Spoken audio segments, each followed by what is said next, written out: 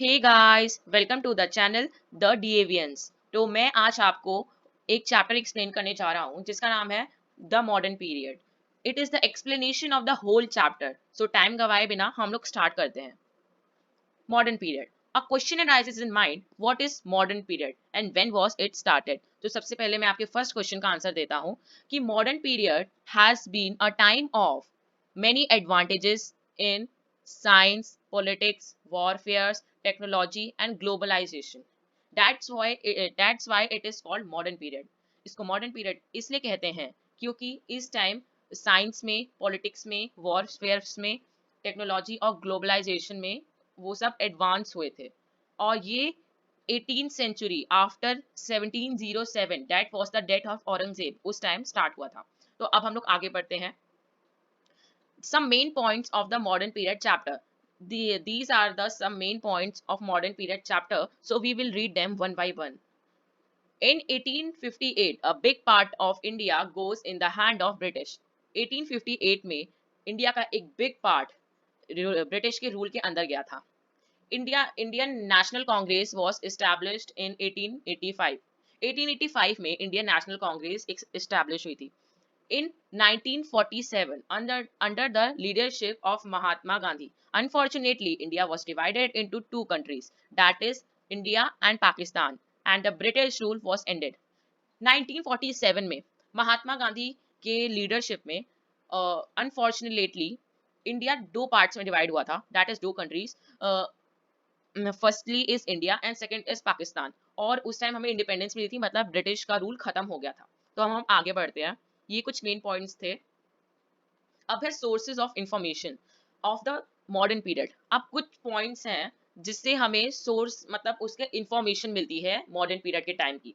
सबसे पहले है ब्रिटिश डॉक्यूमेंट, सेकंड है books, letters, writings and speeches, and third है न्यूज़पेपर्स, फोर्थ है इंटरनेट और डेटाबेसेस, फिफ्थ है ओल्ड बिल्डिंग्स एंड आर्टिफैक्ट्स। सो अब हम इनको एक वन बाय वन पढ़ेंगे।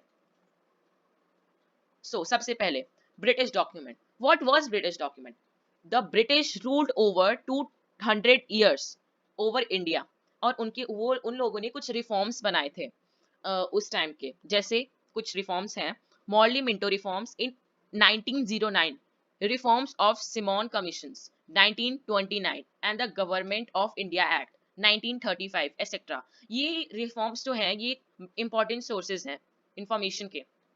अब इन सब से उस टाइम के लोगों की कंडीशन, एडमिनिस्ट्रेशन के बारे में भी पता चलता है कि उस टाइम का कंडीशन कैसा था, पीपल के कंडीशंस थे, कैसे थे वो लोग, और वहाँ के एडमिनिस्ट्रेशन के बारे में पता चलता है।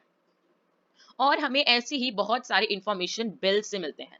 बिल्स, ये सब लॉज, बिल्स उन्हें कहते हैं जो लॉज बनने से पहले ब्रिटिश पार्लियामेंट में पास होते हैं, like Albert Bill and Arm Bill. They were passed in the British Parliament. And ये तो अब पता चल गया कि ब्रिटिश डॉक्यूमेंट से हमें बहुत सारी इंफॉर्मेशन मिलती है। अब हम आगे बढ़ते हैं। सेकंड है books. Many books were printed during this period. उस टाइम बहुत सारी बुक प्रिंट हुआ करती थी। उनको अभी भी पब्लिक एंड प्राइवेट लाइब्रेरीज में बचा के रखा गया है।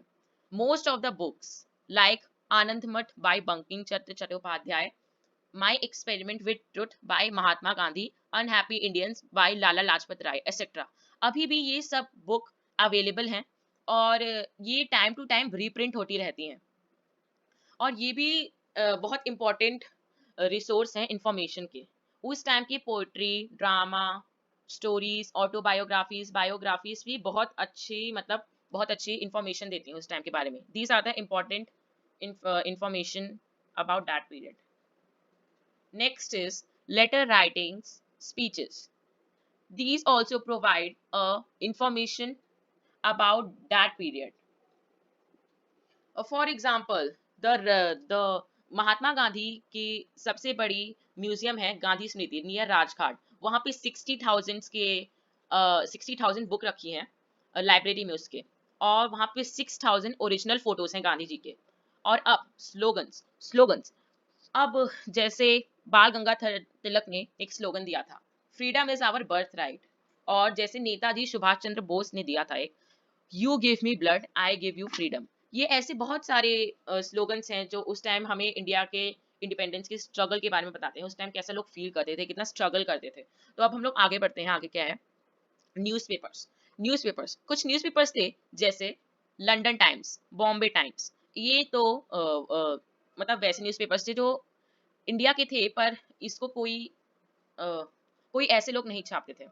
और कुछ न्यूज़पेपर्स होते थे जैसे बाल गंगाधर तिलक ने केसरी लिखी है इन मराठी, अमृता बाजार पत्रिका इन बंगाली। ये भी बहुत अच्छे इंपॉर्टेंट सोर्सेज हैं हिस्ट्री ऑफ मॉडर्न पीरियड।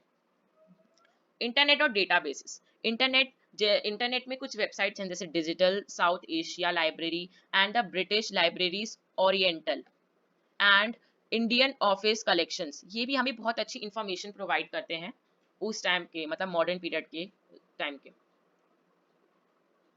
अब है old buildings, artifacts and people. उस टाइम में ब्रिटिश ने बहुत सारी बिल्डिंग्स बनाई थी, और वो अब ओल्ड बिल्डिंग्स हो गई हैं जैसे Victoria memorial hall in Kolkata, Victoria terminus in Mumbai, gateway of India in Mumbai and Rashtrapati Bhavan in Delhi. These are the some old buildings during that period. Many people who participated in the freedom struggle and saw the important changes, वो अपने experience को share करते हैं, और दूसरे जो life of people होती हैं उनके उन पे थ्रो करते हैं कि उस टाइम की कैसी कंडीशंस, कितनी बुरी हालत हुआ करती थी इंडिपेंडेंस टाइम के दौरान। तो अब हमारा चैप्टर कंप्लीट हो गया है। We will meet in next chapter. Thanks for watching. Bye bye. Do subscribe and press the bell icon to be the first to receive new freshy updates from the Davians. And if you learned something new today, then give this video a thumbs